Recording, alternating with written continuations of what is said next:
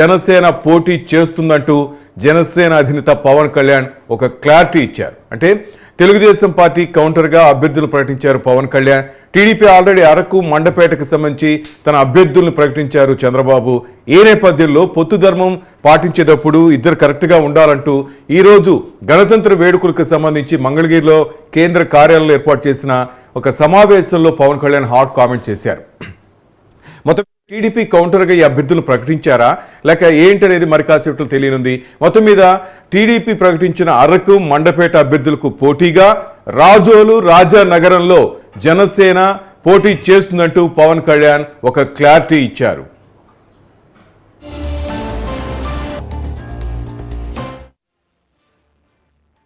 వచ్చి చాలా బాధపడిపోతూ ఉన్నారు. మనం పొత్తులో ఉండి మన చంద్రబాబు గారు ఇట్లా అనౌన్స్ చేశారు మండపేట సీటు మనకి చెప్పాలి కదా అది అంటే ఖచ్చితంగా అది సరైన విధానంలో చెప్పలేదు. ఖచ్చితంగా అంత మీకు ఏకీపిస్తున్నాను. చాలా ఇబ్బంది పడ్డారు అందరూ. మనకి మండపేట లాంటి నియోజకవర్గంలో పోయినసారే ఒక 18% ఓటు ఉంది. అది ఈ రోజున చాలా బలమైనటువంటి అబౌవ్ 23, 28 ఎగ్జాక్ట్ చెప్పండి 28 దాదాపు 26 నుంచి 27 ఒక 10% పెరిగింది పోయిన దానికి ఈసారికి. నేనేం చెప్పానంటే వాళ్ళందరికీ నేను కేవలం ఒక నియోజకవర్గాన్ని దృష్టిలో పెట్టుకొని మాట్లాడితే నేను నియోజకవర్గపు సంబంధించిన నాయకుడిని అవుతాను. నేను బర్డ్ ఐ వ్యూ అంటే అది విహంగ వీక్షణ ఉంటుందా లేదంటే బర్డ్ ఐ వ్యూ. ఆ బర్డ్ ఐ వ్యూ నుంచి చూస్తే తప్ప నేను రాష్ట్రాన్ని సంపూర్ణంగా చూడాలి. దాంట్లో భాగంగా ఒకసారి కొన్నిపాటి ఏరియాలో ఇబ్బంది కలగచ్చేమో. పొత్తు ధర్మం ప్రకారం అలా అనౌన్స్ చేయకుండా ఉండాల్సింది. నేను దానికి క్షమాపణలు చెప్తున్నాను. ఖచ్చితంగా నెక్స్ట్ మీటింగ్లో దాని మీద వివరణ ఇచ్చి దాన్ని ఎలా సరిదిద్దాలో సరిదిద్దుతాం అని ఒక మాట ఇచ్చి పంపించాను. అలాగే వాళ్ళు అన్నది కూడా ఏంటంటే మన నాయకులు కూడా ఇప్పటికీ 2 సీట్లు అనౌన్స్ చేశారు. మరి ఇది పొత్తు ధర్మమేనా నన్ను అడిగితే అట్లా కొన్ని ప్రత్యేక పరిస్థితులు ఉంటాయి. వాళ్ళు కూడా మనం అర్థం చేసుకోవాలి కదా. 4 దశాబ్దాలు సుదీర్ఘ అనుభవం ఉన్న వ్యక్తులు, ఒంటరిగా వాళ్ళ సొంత పార్టీ నడిపిన వ్యక్తులు. ఒకసారి ఎట్లా ఉంటుందంటే పొత్తు ఆ సైజు వ్యక్తులకి ఒక ఇరుకు చొక్క మనకి అథారిటీకి దారేదిలో చెప్తూ ఉంటాం. ఒక బలమైన వ్యక్తికి సరిపోయిన కోటేస్తే కొంచెం ఇరుగ్గా ఉంటుంది కదా, టైట్గా ఉంటుంది. అలాగే ఒకసారి పొత్తు ఆ స్థాయి నాయకులకి చాలా ఇబ్బందిగా ఉంటుంది ఒకసారి.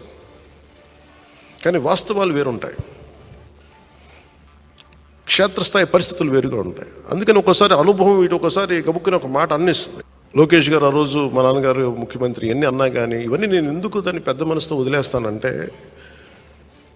ఒక పార్టీని 3 దశాబ్దాలు నడిపి 3 సార్లు ముఖ్యమంత్రులుగా ఉండి అలాంటి కుటుంబం నుంచి వచ్చిన వ్యక్తులు సహజంగా గబుక్కుని ఒక మాట వచ్చేస్తుంది. దాన్ని రాష్ట్ర ప్రయోజనాలను దృష్టిలో పెట్టుకొని జగన్ అనే వ్యక్తి ఇంకొకసారి వస్తే రాష్ట్రం అధోగతికి పాలవుతుంది అన్న ఒక్క ఆలోచన నన్ను చాలాసార్లు రెస్పాండ్ కానివ్వకుండా చేస్తుంది.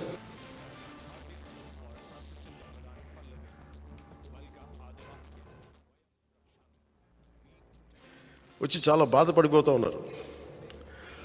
మనం పొత్తులో ఉండి మన చంద్రబాబు గారు ఇట్లా అనౌన్స్ చేశారు మండపేట సీటు మనకి చెప్పాలి కదా అది అంటే ఖచ్చితంగా అది సరైన విధానంలో చెప్పలేదు. ఖచ్చితంగా అంత మీకు ఏకీపిస్తున్నాను. చాలా ఇబ్బంది పడ్డారు అందరూ. మనకి మండపేట లాంటి నియోజకవర్గంలో పోయినసారే ఒక 18% ఓటు ఉంది. అది ఈ రోజున చాలా బలమైనటువంటి అబౌవ్ 23, 28 ఎగ్జాక్ట్ చెప్పండి 28 దాదాపు 26 నుంచి 27 ఒక 10% పెరిగింది పోయిన దానికి ఈసారికి. నేనేం చెప్పానంటే వాళ్ళందరికీ నేను కేవలం ఒక నియోజకవర్గాన్ని దృష్టిలో పెట్టుకొని మాట్లాడితే నేను నియోజకవర్గపు సంబంధించిన నాయకుడిని అవుతాను. నేను బర్డ్ ఐ వ్యూ అంటే అది విహంగ వీక్షణ ఉంటుందా లేదంటే బర్డ్ ఐ వ్యూ. ఆ బర్డ్ ఐ వ్యూ నుంచి చూస్తే తప్ప నేను రాష్ట్రాన్ని సంపూర్ణంగా చూడాలి. దాంట్లో భాగంగా ఒకసారి కొన్నిపాటి ఏరియాలో ఇబ్బంది కలగచ్చేమో. పొత్తు ధర్మం ప్రకారం అలా అనౌన్స్ చేయకుండా ఉండాల్సింది. నేను దానికి క్షమాపణలు చెప్తున్నాను. ఖచ్చితంగా నెక్స్ట్ మీటింగ్లో దాని మీద వివరణ ఇచ్చి దాన్ని ఎలా సరిదిద్దాలో సరిదిద్దుతాం అని ఒక మాట ఇచ్చి పంపించాం. అలాగే వాళ్ళు అన్నది కూడా ఏంటంటే మన నాయకులు కూడా ఇప్పటికీ 2 సీట్లు అనౌన్స్ చేశారు. మరి ఇది పొత్తు ధర్మమేనా నన్ను అడిగితే అట్లా కొన్ని ప్రత్యేక పరిస్థితులు ఉంటాయి, వాళ్ళు కూడా మనం అర్థం చేసుకోవాలి కదా. 4 దశాబ్దాలు సుదీర్ఘ అనుభవం ఉన్న వ్యక్తులు, ఒంటరిగా వాళ్ళ సొంత పార్టీ నడిపిన వ్యక్తులు, ఒక్కోసారి ఎట్లా ఉంటుందంటే పొత్తు ఆ సైజు వ్యక్తులకి ఒక ఇరుకు చొక్క అథారిటీ దారేదులో చెప్తూ ఉంటాం. ఒక బలమైన వ్యక్తికి సరిపోయిన కోటేస్తే కొంచెం ఇరుగ్గా ఉంటుంది కదా, టైట్గా ఉంటుంది. అలాగే ఒకసారి పొత్తు ఆ స్థాయి నాయకులకి చాలా ఇబ్బందిగా ఉంటుంది ఒక్కోసారి, కానీ వాస్తవాలు వేరుంటాయి, క్షేత్రస్థాయి పరిస్థితులు వేరుగా ఉంటాయి. అందుకని ఒక్కోసారి అనుభవం ఇటు ఒకసారి గబుక్కుని ఒక మాట అన్నిస్తుంది. లోకేష్ గారు ఆ రోజు మా నాన్నగారు ముఖ్యమంత్రి ఎన్ని అన్నా కానీ ఇవన్నీ నేను ఎందుకు దాన్ని పెద్ద మనసుతో వదిలేస్తానంటే, ఒక పార్టీని 3 దశాబ్దాలు నడిపి 3 సార్లు ముఖ్యమంత్రులుగా ఉండి అలాంటి కుటుంబం నుంచి వచ్చిన వ్యక్తులు సహజంగా గబుక్కుని ఒక మాట వచ్చేస్తుంది. దాన్ని రాష్ట్ర ప్రయోజనాలను దృష్టిలో పెట్టుకొని జగన్ అనే వ్యక్తి ఇంకొకసారి వస్తే రాష్ట్రం అధోగతికి పాలవుతుంది అన్న ఒక్క ఆలోచన నన్ను చాలాసార్లు రెస్పాండ్ కానివ్వకుండా చేస్తుంది. వచ్చి చాలా బాధపడిపోతూ ఉన్నారు. మనం పొత్తులో ఉండి మన చంద్రబాబు గారు ఇట్లా అనౌన్స్ చేశారు మండపేట సీటు మనకి చెప్పాలి కదా అది అంటే ఖచ్చితంగా అది సరైన విధానంలో చెప్పలేదు. ఖచ్చితంగా దాంతో మీకు ఏకీపిస్తున్నాను. చాలా ఇబ్బంది పడ్డారు అందరూ. మనకి మండపేట లాంటి నియోజకవర్గంలో పోయినసారే ఒక 18% ఓటు ఉంది. అది ఈ రోజున చాలా బలమైనటువంటి అబౌవ్ 23, 28 ఎగ్జాక్ట్ చెప్పండి 28 దాదాపు 26 నుంచి 27 ఒక 10% పెరిగింది పోయిన దానికి ఈసారికి. నేనేం చెప్పానంటే వాళ్ళందరికీ, నేను కేవలం ఒక నియోజకవర్గాన్ని దృష్టిలో పెట్టుకొని మాట్లాడితే నేను నియోజకవర్గపు సంబంధించిన నాయకుడు అవుతాను. నేను బర్డ్ ఐ వ్యూ అంటే అది విహంగ వీక్షణ ఉంటుందా, లేదంటే బర్డ్ ఐ వ్యూ. ఆ బర్డ్ ఐ వ్యూ నుంచి చూస్తే తప్ప నేను రాష్ట్రాన్ని సంపూర్ణంగా చూడాలి. దాంట్లో భాగంగా ఒకసారి కొన్నిపాటి ఏరియాలో ఇబ్బంది కలగచ్చేమో, పొత్తు ధర్మం ప్రకారం అలా అనౌన్స్ చేయకుండా ఉండాల్సింది. నేను దానికి క్షమాపణలు చెప్తున్నాను. ఖచ్చితంగా నెక్స్ట్ మీటింగ్లో దాని మీద వివరణ ఇచ్చి దాన్ని ఎలా సరిదిద్దాలో సరిదిద్దుతాం అని ఒక మాట ఇచ్చి పంపించాం. అలాగే వాళ్ళు అన్నది కూడా ఏంటంటే మన నాయకులు కూడా ఇప్పటికీ 2 సీట్లు అనౌన్స్ చేశారు. మరి ఇది పొత్తు ధర్మమేనా నన్ను అడిగితే అట్లా కొన్ని ప్రత్యేక పరిస్థితులు ఉంటాయి, వాళ్ళు కూడా మనం అర్థం చేసుకోవాలి కదా. 4 దశాబ్దాలు సుదీర్ఘ అనుభవం ఉన్న వ్యక్తులు, ఒంటరిగా వాళ్ళ సొంత పార్టీ నడిపిన వ్యక్తులు, ఒక్కోసారి ఎట్లా ఉంటుందంటే పొత్తు ఆ సైజు వ్యక్తులకి ఒక ఇరుకు చొక్క అథారిటీ దారేదులో చెప్తూ ఉంటాం. ఒక బలమైన వ్యక్తికి సరిపోయిన కోటేస్తే కొంచెం ఇరుగ్గా ఉంటుంది కదా, టైట్గా ఉంటుంది. అలాగే ఒకసారి పొత్తు ఆ స్థాయి నాయకులకి చాలా ఇబ్బందిగా ఉంటుంది ఒక్కోసారి, కానీ వాస్తవాలు వేరుంటాయి, క్షేత్రస్థాయి పరిస్థితులు వేరుగా ఉంటాయి. అందుకని ఒక్కోసారి అనుభవం ఇటు ఒకసారి గబుక్కుని ఒక మాట అన్నిస్తుంది. లోకేష్ గారు ఆ రోజు మా నాన్నగారు ముఖ్యమంత్రి ఎన్ని అన్నా కానీ ఇవన్నీ నేను ఎందుకు దాన్ని పెద్ద మనసుతో వదిలేస్తానంటే, ఒక పార్టీని 3 దశాబ్దాలు నడిపి 3 సార్లు ముఖ్యమంత్రులుగా ఉండి అలాంటి కుటుంబం నుంచి వచ్చిన వ్యక్తులు సహజంగా గబుక్కుని ఒక మాట వచ్చేస్తుంది. దాన్ని రాష్ట్ర ప్రయోజనాలను దృష్టిలో పెట్టుకొని జగన్ అనే వ్యక్తి ఇంకొకసారి వస్తే రాష్ట్రం అధోగతికి పాలవుతుంది అన్న ఒక్క ఆలోచన నన్ను చాలాసార్లు రెస్పాండ్ కానివ్వకుండా చేస్తుంది. రైట్, పొత్తు ధర్మం ప్రకారం 2 పార్టీలు కలిసి వెళ్తే బాగుంటుంది, మేము కలిసే వెళ్తాం, పొత్తు చెడిపోలేదు, మున్ముందు కూడా జనసేన టీడీపీ కలిసే ఉంటుంది, జగన్ గద్దె దించే వరకు మేమిద్దరం పోరాడతామంటూ ఆయన ఒక క్లారిటీ ఇచ్చారు. అయితే మండపేట అరకు సీటులు ప్రకటించడంపై కొంతమంది నాయకులు తన వద్ద మనస్తాపం చెందారు. దానికి నేను కూడా పొత్తు ధర్మం పాటించలేదంటూ కొంచెం బాధపడ్డాను. దాని గురించి వివరణ కూడా అడిగాను. సో రాజోలు రాజానగర్లో జనసేన పోటీ చేస్తుందంటూ ఆయన కూడా ప్రకటించడం జరిగింది. మొత్తం మీద ఇవాళ గణతంత్ర వేడుకల దినోత్సవం సందర్భంగా మంగళగిరి కేంద్ర కార్యాలయంలో ఉన్న జనసేన అధినేత అక్కడ కొంతమంది ముఖ్య నేతలతో సమావేశమయ్యారు. ఈ సందర్భంగా ఈ కామెంట్ చేశారు. దీనికి సంబంధించి మన అప్డేట్స్ మా అమరావతి రిపోర్టర్ ప్రసన్న తెలుసుకుందాం. ప్రసన్న, చెప్పండి, ఏంటి అప్డేట్స్ ఏంటి?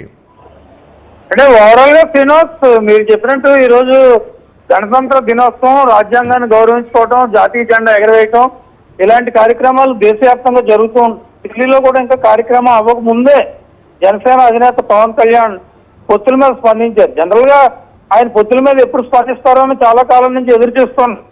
అది కూడా రిపబ్లిక్ డే రోజు ఉదయం 10:30 ప్రాంతంలో జెండా ఎగరేసిన కొద్దిసేపటికి ఆయన రాజకీయాలను చాలా డీటెయిల్ గా మాట్లాడి జనసేన కార్యకర్తలకి, జనసేన నాయకులకి చంద్రబాబు చేసిన పని వల్ల క్షమాపణ చెప్తున్నారని అన్నారంటే ఆయన 3 వారాలుగా ఎందుకు మదన పడుతున్నారో అర్థమవుతుంది. మనం కూడా నిన్న ఒకటి క్యారీ చేస్తాం, పవన్ కళ్యాణ్ చాలా సైలెంట్ గా ఉన్నారు అనే దాని మీద ఒక కార్యక్రమం కూడా చేయడం జరిగింది. ఈ 3 వారాల నుంచి పవన్ కళ్యాణ్ సైలెన్స్ కి కారణం ఇదే. ఎందుకంటే జగన్మోహన్ రెడ్డి మీద విపరీతంగా విరుచుకుపడి ఉభయ గోదావరి జిల్లా పర్యటనలు చేసి వైసీపీ ప్రభుత్వం మీద విరుచుకుపడిన పవన్ కళ్యాణ్ 3 వారాలుగా చాలా సైలెంట్ గా ఉన్నారు. దీనికి కారణం ఏంటి అని, అసలు పొత్తులు ఫైనలైజ్ అవ్వక లేకపోతే ఇతర కారణాలు ఏదైనా ఉన్నాయా అని రాజకీయ వర్గాల్లో చర్చ జరుగుతుంది.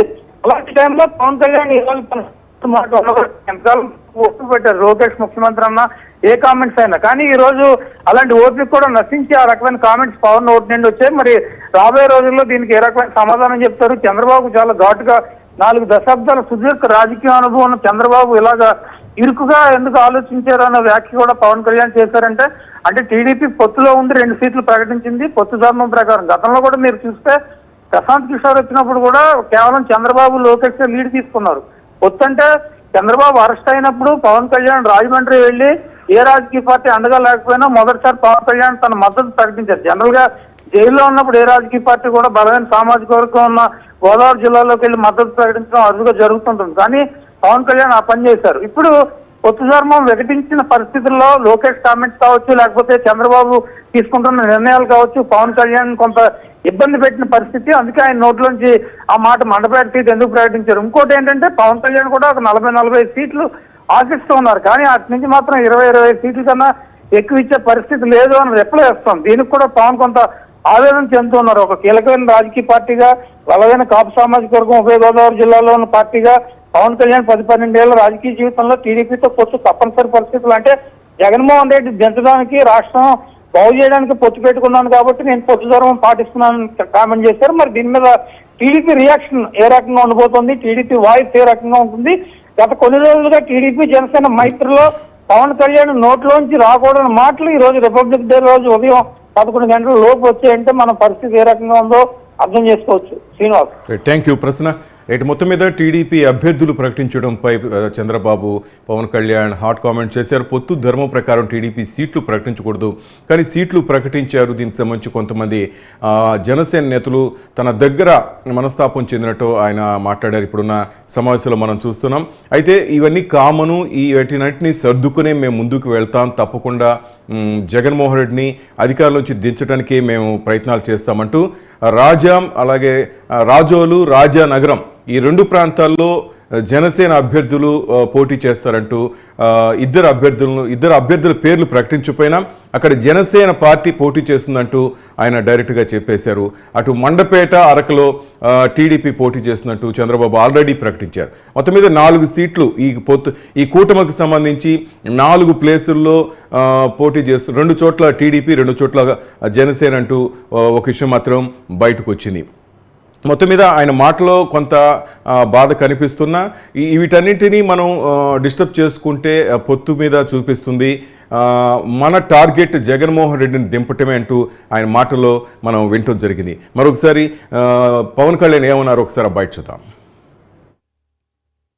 వచ్చి చాలా బాధపడిపోతూ ఉన్నారు. మనం పొత్తులో ఉండి మన చంద్రబాబు గారు ఇట్లా అనౌన్స్ చేశారు, మండపేట సీటు మనకి చెప్పాలి కదా అది అంటే ఖచ్చితంగా అది సరైన విధానంలో చెప్పలేదు. ఖచ్చితంగా అంత మీకు ఏకీపిస్తున్నాను. చాలా ఇబ్బంది పడ్డారు అందరూ. మనకి మండపేట లాంటి నియోజకవర్గంలో పోయినసారే ఒక 18% ఓటు ఉంది. అది ఈ రోజున చాలా బలమైనటువంటి అబౌవ్ 23-28 ఎగ్జాక్ట్ చెప్పండి 28 దాదాపు 26 నుంచి 27 ఒక 10% పెరిగింది పోయిన దానికి ఈసారికి. నేనేం చెప్పానంటే వాళ్ళందరికీ నేను కేవలం ఒక నియోజకవర్గాన్ని దృష్టిలో పెట్టుకొని మాట్లాడితే నేను నియోజకవర్గపు సంబంధించిన నాయకుడు అవుతాను. నేను బర్డ్ ఐ వ్యూ అంటే అది విహంగ వీక్షణ ఉంటుందా లేదంటే బర్డ్ ఐ వ్యూ. ఆ బర్డ్ ఐ వ్యూ నుంచి చూస్తే తప్ప నేను రాష్ట్రాన్ని సంపూర్ణంగా చూడాలి. దాంట్లో భాగంగా ఒకసారి కొన్నిపాటి ఏరియాలో ఇబ్బంది కలగచ్చేమో, పొత్తు ధర్మం ప్రకారం అలా అనౌన్స్ చేయకుండా ఉండాల్సింది. నేను దానికి క్షమాపణలు చెప్తున్నాను. ఖచ్చితంగా నెక్స్ట్ మీటింగ్లో దాని మీద వివరణ ఇచ్చి దాన్ని ఎలా సరిదిద్దాలో సరిదిద్దుతాం అని ఒక మాట ఇచ్చి పంపించాను. అలాగే వాళ్ళు అన్నది కూడా ఏంటంటే మన నాయకులు కూడా ఇప్పటికీ 2 సీట్లు అనౌన్స్ చేశారు. మరి ఇది పొత్తు ధర్మమేనా నన్ను అడిగితే అట్లా కొన్ని ప్రత్యేక పరిస్థితులు ఉంటాయి, వాళ్ళు కూడా మనం అర్థం చేసుకోవాలి కదా. 4 దశాబ్దాలు సుదీర్ఘ అనుకున్న వ్యక్తులు, ఒంటరిగా వాళ్ళ సొంత పార్టీ నడిపిన వ్యక్తులు. ఒకసారి ఎట్లా ఉంటుందంటే పొత్తు ఆ సైజు వ్యక్తులకి ఒక ఇరుకు చొక్క అథారిటీ దారేదులో చెప్తూ ఉంటాం. ఒక బలమైన వ్యక్తికి సరిపోయిన కోటేస్తే కొంచెం ఇరుగ్గా ఉంటుంది కదా, టైట్గా ఉంటుంది. అలాగే ఒకసారి పొత్తు ఆ స్థాయి నాయకులకి చాలా ఇబ్బందిగా ఉంటుంది ఒకసారి. కానీ వాస్తవాలు వేరుంటాయి, క్షేత్రస్థాయి పరిస్థితులు వేరుగా ఉంటాయి. అందుకని ఒకసారి అనుభవం ఇటు ఒకసారి గబుక్కుని ఒక మాట అన్నిస్తుంది. లోకేష్ గారు ఆ రోజు మా నాన్నగారు ముఖ్యమంత్రి ఎన్ని అన్నా కానీ ఇవన్నీ నేను ఎందుకు దాన్ని పెద్ద మనసుతో వదిలేస్తానంటే, ఒక పార్టీని 3 దశాబ్దాలు నడిపి 3 సార్లు ముఖ్యమంత్రులుగా ఉండి అలాంటి కుటుంబం నుంచి వచ్చిన వ్యక్తులు సహజంగా గబుక్కుని ఒక మాట వచ్చేస్తుంది. దాన్ని రాష్ట్ర ప్రయోజనాలను దృష్టిలో పెట్టుకొని జగన్ అనే వ్యక్తి ఇంకొకసారి వస్తే రాష్ట్రం అధోగతికి పాలవుతుంది అన్న ఒక్క ఆలోచన నన్ను చాలాసార్లు రెస్పాండ్ కానివ్వకుండా చేస్తుంది.